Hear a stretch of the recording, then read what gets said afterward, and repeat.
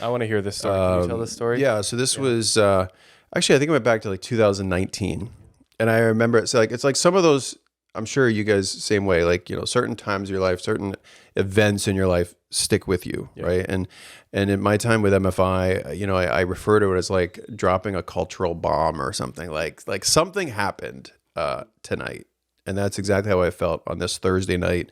Rainy night, Thursday night in February in Worcester, at the city hall, I believe. And it was a school committee meeting, and we knew that Advocates for Youth and their whole group were going to show up and really push actually, no, sorry. This was Planned Parenthood was pushing Making Proud Choices at the school committee meeting. And so we had about 80 people show up. And the balcony was filled, the bottom level was filled, and I was in the foyer.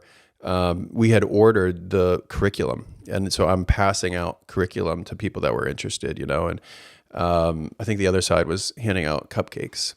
So whatever, like we could have brought maybe some food with us.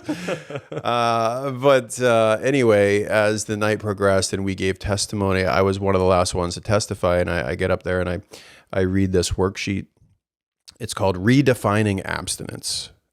So you would think abstinence, like abstinence? Yeah, like super easy to define. Like 2 words. 2, abstain. Just don't. Yeah, just don't. And instead, it was 35 different definitions. One of them was kissing behind the knees. Oh my gosh. Let's just pause on that one for a second. But it's like that's probably what you're going to use for like the beginning video for the podcast. Montage it, yeah.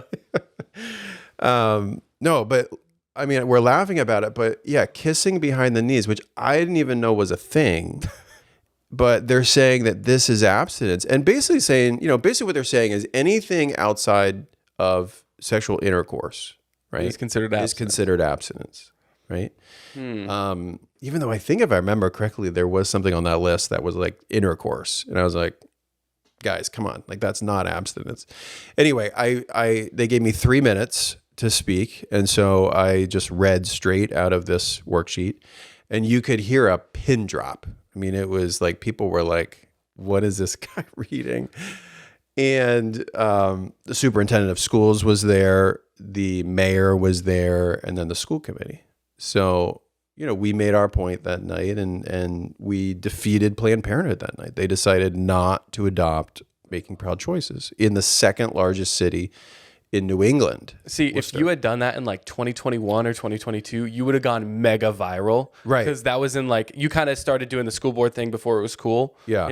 Yeah. Because I think 2020, like late 2020, and then as schools started to open back up, after parents were seeing what their kids were being taught over Zoom class. That's right. The next 2 years or so was like, that was the things that were going viral in the conservative movement. It was just you had moms the showing up at videos school board meetings coming out of Virginia, Yeah. and that's really, I think, where it started. At least started to get viral. But anyways, what a cool story. I mean, that's so I remember like coming home that night, and just driving home, getting home, and sitting at my dining room table, just kind of take a breath, because it's like, those kinds of experiences are just kind of weird to begin with, and the impact and the people on the other side just so visceral, I mean, just like, we want this kind of sex ed for our children,